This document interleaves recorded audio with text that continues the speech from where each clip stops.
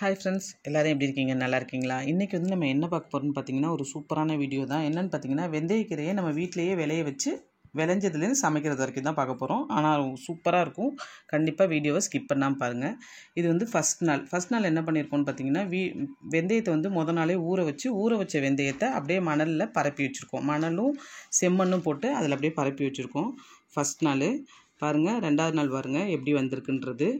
லைட்டாக வந்திருக்கு. எப்பயுமே வெந்தயத்தை போடும்போது நெருக்கமாக போட்டுக்குங்க. அப்போ தான் வந்து வெந்தயக்கீரை வந்து சாயாமல் வரும். பாருங்கள் எவ்வளோ சூப்பராக வந்துருச்சுன்னு. 3ஆம் நாள் பாருங்கள், சூப்பராக வந்துருச்சு. 4ஆம் நாள் பாருங்கள். ரொம்ப ஈஸி தான். நீங்கள் ஒரு வாரத்துக்கு ஒருக்கா இதே மாதிரி 2 ஜார் வச்சுக்கோங்க. மாறி மாறி நீங்கள் ரெடி பண்ணிகிட்டே இருங்க. ஒரு ஜார் நீங்கள் எடுத்தோன்னே ஒரு நாள் சமைச்சிட்டு ஒரு வாரம் சமைங்க. அடுத்த வாரத்தில் அதை எடுத்து சமைங்க. நீங்கள் ஒன்று சமைக்கிறதுக்குள்ளே அடுத்து ரெடி ஆகிட்டே இருக்கும். அப்படி தான் நாங்கள் ஃபாலோ பண்ணுவோம். இது பாருங்கள் 5 நாள் தான் இருக்குது. 5 நாள் பாருங்கள் எப்படி வந்துருச்சுன்னு.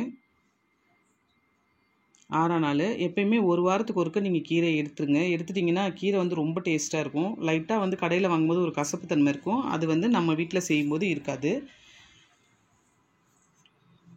பாருங்கள் 6 நாளுக்கு பாருங்கள் எவ்வளோ சூப்பராக வந்துருச்சுன்னு. அவ்வளோதான் 7ஆம் நாள். இப்போ நம்ம இதுக்கு மேலே விட்டோம்னு வச்சுக்கோங்களேன், அது அப்படியே நல்லா ரொம்ப இதுக்கு மேலே விதையே வந்துடும். அந்த மாதிரி வந்துடும். சூப்பராக ஆயிடுச்சு.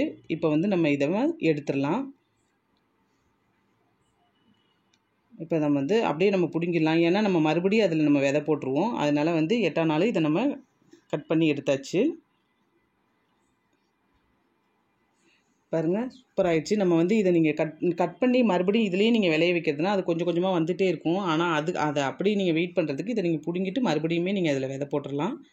அது ரொம்ப சீக்கிரமாக வந்துடும். ஃப்ரெஷ்ஷாகவும் உங்களுக்கு கிடச்சிரும். இப்போ வந்து நம்ம வந்து இதை அரிஞ்சு எடுத்துக்கலாம். நீங்கள் வந்து கீரையை மட்டும் கிள்ளிக்கிறதுனால கிள்ளிக்கலாம். இது வந்து நம்ம சின்ன கீரை தான். அதனால் வேண்டி நம்ம இதை இப்போ அரிஞ்சு எடுத்துக்கிட்டோம். ஏன்னா முத்தெல்லாம் இல்லை, முத்தி இருக்காது. அதனால் வேண்டி நம்ம இதை அரிஞ்சு எடுத்துக்கிட்டோம். இப்போ வாங்க நம்ம இதை சமைச்சிடலாம். ஒரு கடாயில் எண்ணெய் ஊற்றிக்கிறேன். கொஞ்சமாக கடுகு போட்டுக்கலாம். பெருங்காயம் வேணுன்னா கொஞ்சம் பெருங்காயம் போட்டுக்குங்க.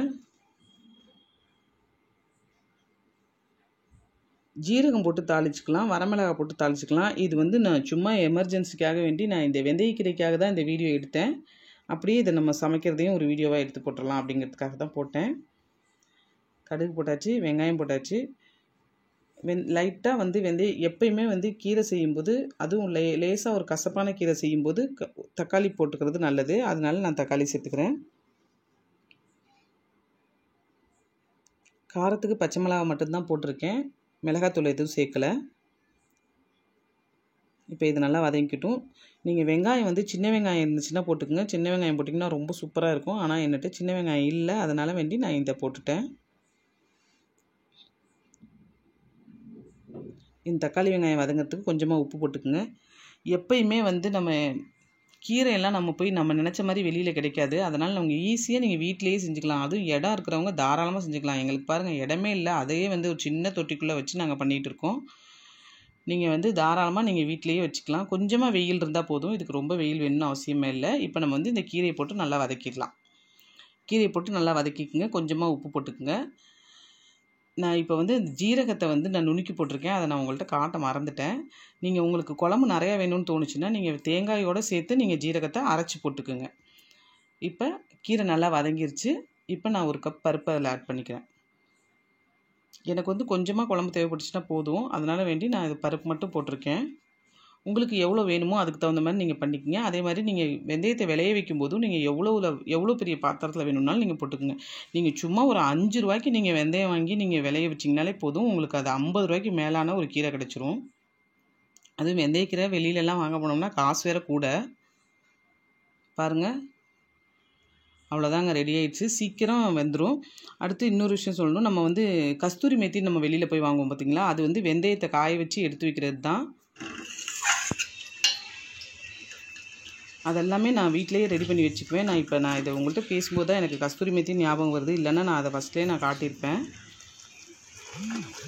அவ்வளோதாங்க, சூப்பராக ரெடி ஆயிடுச்சு. இந்த வீடியோ உங்களுக்கு பிடிச்சிருக்குன்னு நினைக்கிறேன். கண்டிப்பாக பிடிச்சிருந்துச்சுன்னா லைக் பண்ணுங்கள், ஷேர் பண்ணுங்கள். மறக்காமல் நம்ம சேனலுக்கு சப்ஸ்கிரைப் பண்ணுங்கள்.